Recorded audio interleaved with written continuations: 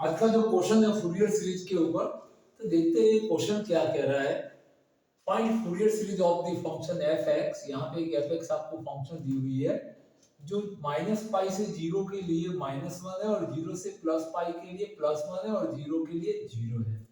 That means आपको इसकी Fourier series बनानी है। तो देखिए फूरियर सीरीज आप किसी भी एक फॉर्म में, दो फॉर्म आपको पिछले वीडियो में बताई गई थी, किसी भी एक फॉर्म में आप इसकी फूरियर सीरीज एज्यूम कर सकते हैं। मैंने यहाँ पे a0 लिया है, इसका देखिए कहाँ प्रभाव आएगा वो आपको ध्यान रखना है। Summation of n equal to 1 to infinite and Fourier coefficient an cos of nx plus bn sin of nx, ये अपन ने फूरियर सीरीज इसका एज्यूम किया है। जब यहाँ पे a0 लेते हैं तो a0 का वैल्यू यहाँ से दिया जाता है, a0 is equal to 1/2 pi minus pi to plus pi fx dx। ये आपको बताया गया था, फॉर्मूला लर्न करने को भी कहा गया है। a0 an और bn तीनों के फॉर्मूले आप अच्छे से लर्न रखिए। अगर आप यहाँ पे a0/2 लेते हैं तो यहाँ पे 2 फिर नहीं आता है, ये 2 वहीं से एडजस्ट हो जाता है। तो इसलिए ध्यान रहे, जब a0 लेते हैं तो 1/2 पाई लेना है और a0/2 यहाँ पे दिया है कांस्टेंट में, तो यहाँ पे 1/पाई लेना है। किसी भी एक फॉर्म को काम में लेना है। अब अपन अपने फंक्शन पे नजर डालते हैं तो माइनस पाई से प्लस पाई पे fx का वैल्यू दो अलग कंडीशन के लिए डिफाइंड है।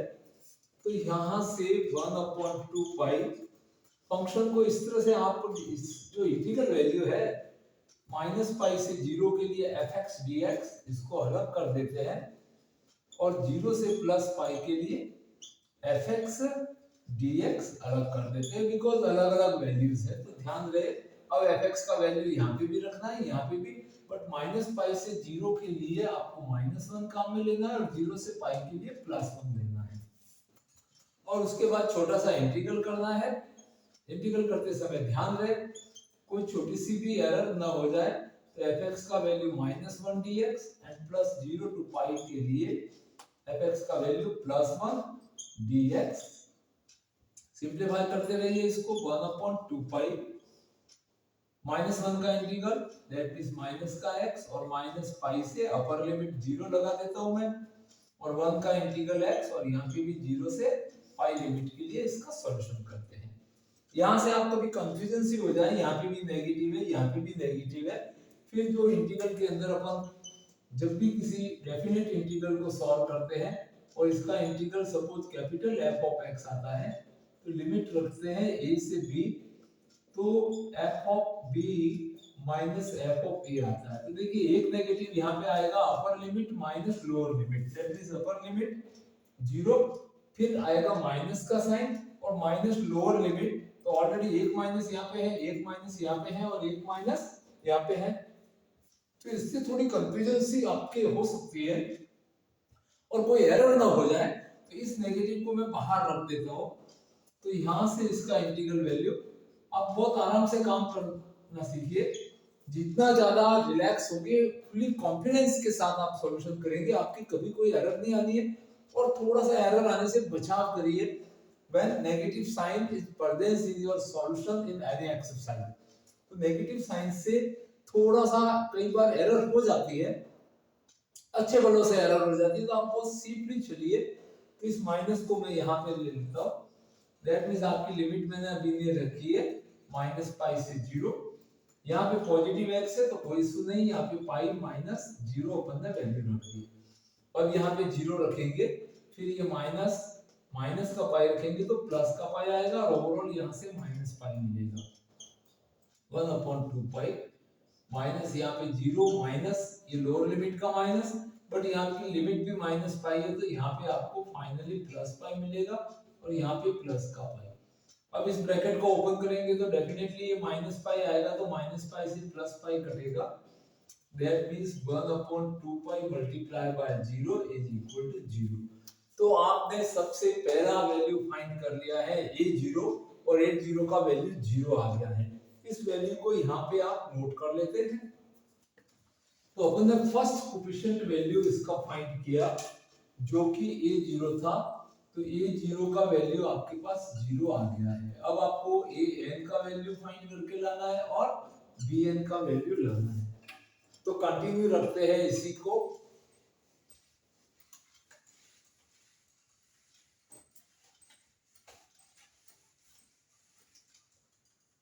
यस, अब ए एन का वैल्यू क्या रहता है? तो ए एन का वैल्यू 1/पाई minus pi to plus pi and F X. A N के लिए कॉस की सीरीज रहती है, that means cos of N X D X. अब एफ एक्स का वैल्यू वापस यहाँ पर माइनस पाई से प्लस पाई है, तो ड्यूल दोनों कंडीशंस को अप्लाई करते हैं। तो यहाँ पे 1/पाई एक ब्रैकेट बना लीजिए और माइनस पाई से 0 एफ एक्स, तो माइनस पाई से 0 के लिए माइनस का 1 है और cos of N X D X plus 0 to pi के लिए यहाँ पे +1 cos of N X D X है।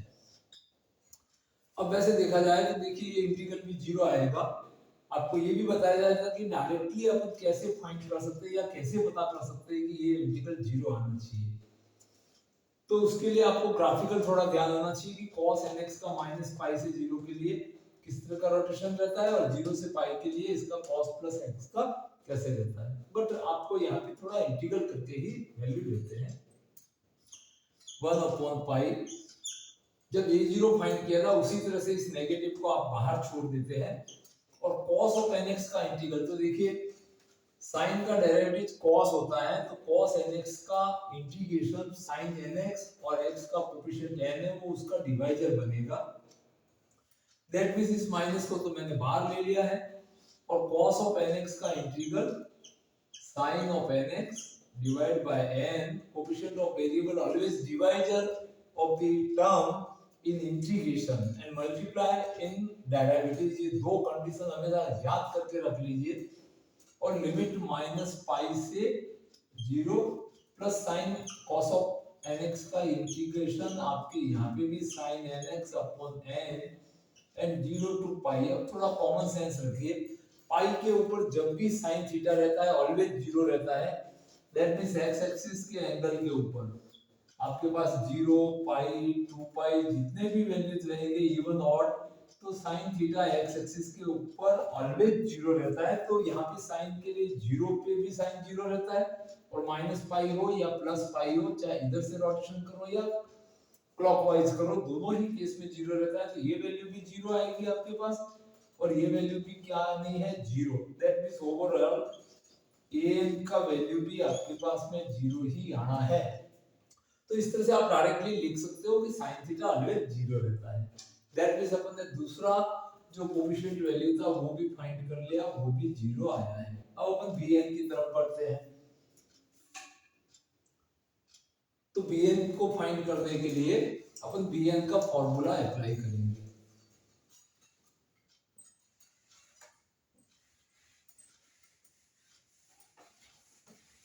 तो देखिए अब डायरेक्टली ही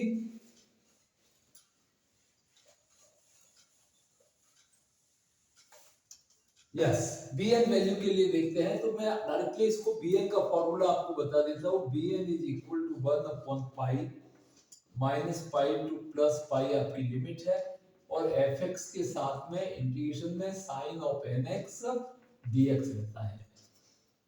इसको अपन डिवाइड कर देते हैं, इस इंटीग्रल को इस तरह से डिस्ट्रीब्यूट कर देते हैं कि माइनस पाई से 0 fx का वैल्यू -1 और sine of nx dx and plus 0 to pi के लिए fx का वैल्यू +1 है, तो यहाँ पे भी साइन ऑफ nx dx अपन लिख देते हैं। अब इस दोनों इंटीग्रल को सिंपलीफाई करते हैं 0 से पाई लिमिट के लिए। देन 1/पाई, ये माइनस का साइन nx है, तो देखिए cos थीटा का डेरिवेटिव क्या होता है, ddx of cos x is equal to minus sine x होता है। आपके पास इस माइनस को अगर काम में लेंगे तो कभी माइनस का साइन x का इंटीग्रल करना होगा तो वो आपके पास प्लस cos आएगा। दैट मींस माइनस का साइन nx जो है इसका integration cos of nx and coefficient of x that means n is divisor of term and limit is lower limit is -pi and upper limit is 0. But यहाँ पे sign nx का integral minus में आएगा because positive है, तो यहाँ पे minus का cos of nx and coefficient n is divisor of the term from limit 0 to pi के लिए। यहाँ पे अपन अपर लिमिट लोअर लिमिट दोनों अप्लाई करेंगे, तो आराम से इसको आगे बढ़ते रहिए। 1/पाई आपने 0 रखा तो cos 0 क्या आएगा आपके पास, ये n को अपन ने बाहर ले लेते हैं, यहाँ से कांस्टेंट है तो बाहर पहले ही ले लो ताकि आपको कोई दिक्कत ही नहीं आए। तो 1/n पाई ये अपने पास में ओवरऑल टर्म का कोएफिशिएंट है। cos 0 तो यहाँ पे देखो ब्रैकेट में वैल्यू रखते हैं, cos ऑफ 0 फिर minus cos of minus pi, that means cos में आपके पास यहाँ पे एंगल है वो माइनस का n पाई मिलेगा। और नेक्स्ट जो इंटीग्रल है आपका प्लस, यहाँ पे नेगेटिव साइन है तो आप यहाँ पे भी क्या कर लीजिए, नेगेटिव अप्लाई कर दीजिए साइन को, इसको बाहर ले लिया तो cos ऑफ पाई यहाँ पे रखेंगे तो cos of n pi and minus का 0 रखेंगे तो cos ऑफ 0 आपका इसका डेफिनेट इंटीग्रल का लिमिट रखने पर वैल्यू मिलेगा। अब इस ब्रैकेट को ओपन करेंगे तो ये टर्म भी नेगेटिव आएगी, बट ये cos 0 कैसा आएगा, पॉजिटिव, दैट मींस ये 1, ये भी कितना होगा प्लस का 1, cos माइनस थीटा ये क्या रहता है प्लस थीटा ही रहता है, तो cos of n pi and cos of n pi cos 2n पाई हो जाएगा। दैट मींस यहां से और कंटिन्यूअसली अपन आगे बढ़ते हैं, तो अपनी bn वैल्यू की तरफ बढ़ते हैं।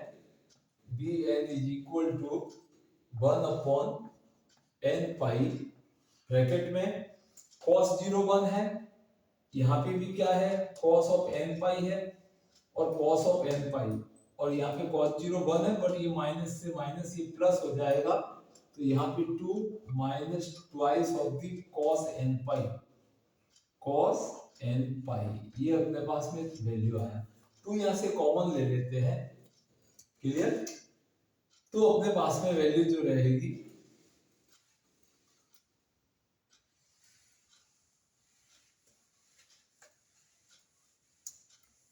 अब देखते हैं यहाँ पे 2/n पाई, तो यहाँ पे ब्रैकेट में आपके पास 1 माइनस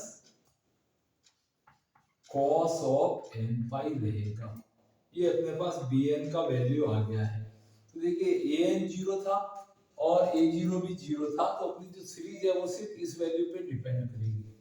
अब n का वैल्यू जैसे सपोज आप यहाँ पे 1 रखते हैं तो cos पाई भी क्या मिलेगा माइनस का 1 मिलता है, लेकिन जैसे ही n का वैल्यू 2 रखते हैं तो n इक्वल टू 1 2 3 4 अपन रख के आप देख सकते हैं, n पन रखेंगे तो cos पाई क्या रहता है माइनस का 1 रहता है, तो -1 और ये माइनस प्लस 1 बना देगा, that means 1 and 1 2 2 and 2 4/n पाई आएगा। लेकिन जैसे ही आप यहाँ पे 2 रखेंगे तो cos ऑफ 2 पाई ये प्लस का 1 रहेगा, तो यहाँ पे ये 0 बन जाएगा, 1 माइनस 1 इज 0, दैट मींस जब n ऑड नंबर रहेगा तब तो यहाँ पर वैल्यू मिलेगी, और n है वो इवन वैल्यू रहेगी तब ऑलवेज ये फंक्शन है वो 0 होता जाएगा। तो इसको अपन लिख सकते हैं कि when n is even, n कैसा रहेगा even, तो bn वैल्यू भी अपना क्या रहेगा 0, बट n है वो कैसा रहेगा ऑड नंबर रहेगा, तो n ऑड रहेगा तो जैसे b1 वैल्यू अपने पास में जो आएगा फर्स्ट वैल्यू b1, तो n का वैल्यू अपन ने यहाँ पे ऑड नंबर 1 रखा है तो 2/पाई ब्रैकेट में 1 माइनस का cos ऑफ पाई, ये n का वैल्यू 1 रखते हैं। अब cos पाई क्या रहता है -1, तो ये प्लस हो जाएगा, तो b1 वैल्यू 4/पाई अपने पास आना है, ये b1 का वैल्यू आया। इसी तरह से b2 वैल्यू तो 2 पे नहीं आना है, वापस 3 रखेंगे तो cos ऑफ 3 पे यहाँ पे cos 3 पाई हो जाएगा, तो 3 पाई के ऊपर वापस -1 आएगा, तो अपने पास b2 मतलब n इक्वल टू अपन ने कितना रखा है 2 पे 0 आना है, तो n इक्वल टू 3 पे, तो यहाँ पे जो वैल्यू आएगी वो b1 आपके पास में फर्स्ट वैल्यू आया है, b2 मतलब n इक्वल टू 2 के लिए 0 आएगा, तो b3 वैल्यू जो आएगा 2/3 पाई और यहाँ पे मल्टीपल में 2, दैट मीन्स 4/3 पाई आपके पास आना है। तो इस तरह से अपन ने b1 b3 निकाला, तो यहाँ पे 1 आ रहा है 1 पाई, यहाँ पे 3 पाई, और b5 निकालेंगे तो यहाँ पे 3 की जगह 5 पाई आ जाएगा। एंड सिमिलरली b5 4 के ऊपर 0 आएगा, आप यहाँ पे 4 पाई रखेंगे तो ये +1 आएगा, तो 1 - 1 इज 0 हो जाएगा। तो b5 का वैल्यू वापस 4/5 पाई आएगा। तो इस तरह से अपन ने दो तीन कोएफिशिएंट निकाल लिए। अब अपनी सीरीज क्या बनती है, तो सीरीज की तरफ बढ़ते हैं। तो देखिए इसका जो फूरियर एक्सपेंडिंग वैल्यू जो है, therefore Fourier series of given function f of x is equal to a0 का वैल्यू 0 है, an का वैल्यू 0 है, तो ये n इक्वल टू 1 से इनफाइनाइट के लिए bn into sin of nx। तो n इक्वल टू 1 पे क्या आया था यहाँ पे, तो bn का वैल्यू 4/पाई था, तो यहाँ पे 4/पाई sin of x मिलेगा। n का वैल्यू 1 पे, फिर n इक्वल टू 3 पे, तो यहाँ पे अपने पास में वैल्यू आया था 4/3 पाई और sin of 3x, and plus next value वापस अपने को b5 मिला था, तो n इक्वल टू 5 के ऊपर न्यूमरेटर तो 4 ही आएगा, बट यहाँ पे 5 का मल्टीपल होगा और sin of 5x and so on. इस तरह से एक इनफाइनाइट सीरीज मिलेगी sin थीटा की फॉर्म में। तो ये इसका फूरियर सीरीज आ गया है अपने पास में, जो कि आपको क्वेश्चन में पूछा गया था, फाइंड फूरियर सीरीज। तो ये आपका फूरियर सीरीज आ गया। अब प्रूव भी करना था π/4। तो देखिए यहाँ पे because f of π/2 is equal to 1, तो π/2 के लिए π/2 f of π/2 +1 है, तो यहाँ पे +1 दिया हुआ है, तो इसके अंदर x इक्वल टू π/2 रखते हैं और लेफ्ट हैंड साइड में 1 रखते हैं, and that implies that 1 is equal to 4/पाई, यहाँ पे साइन ऑफ π/2 रखा अपन ने, प्लस 4/3 पाई, तो साइन ऑफ 3x, तो x की जगह पे अपन π/2 रख रहे हैं, तो 3π/2 plus 4/5 pi, and sine of 5x की जगह π/2 रखेंगे तो 5π/2 आ जाएगा, एंड सो ऑन। इसी तरह से ये सीरीज चलता रहेगा। That implies 1 is equal to 4/पाई, sin π/2 1 रहता है, तो 4/3 पाई से क्या मिलेगा, तो 3π/2 पे जाके sin थीटा की क्या रोटेशन रहती है अपन देखते हैं। तो sin थीटा 3π/2 पे देख कि -1 हो जाता है, ये π/2 पे +1, फिर ये 3π/2 पे -1, फिर उसके बाद में वापस 5π/2 पे +1, उसके बाद में वापस 7 पे क्या आएगा, -1 मिलता है। तो इसको अपन इसी के अंदर वैल्यू रखते हैं। तो फर्स्ट वैल्यू π/2 पे +1 था, 3π/2 पे माइनस, तो ये माइनस का 4/3 पाई, और यहाँ से साइन ऑफ 3/2 माइनस मिला, तो यहाँ पे माइनस का 4/3 पाई मिला। अब वापस 5/2 पे +1 मिलेगा, तो प्लस का 4/5 पाई अपने को वैल्यू मिलेगी, और ये 1 था तो ये प्लस में आ जाएगा। फिर उसके बाद वापस माइनस का 4/7 पाई, एंड सो ऑन। इस तरह से ये सीरीज बनती है। 4 को यहाँ से कॉमन ले लेते हैं और इसके डिनोमिनेटर में डाल देते हैं, और पाई को इसके ऊपर रख देते हैं। तो देखिए अपने पास इस तरह की पोजीशन आएगी।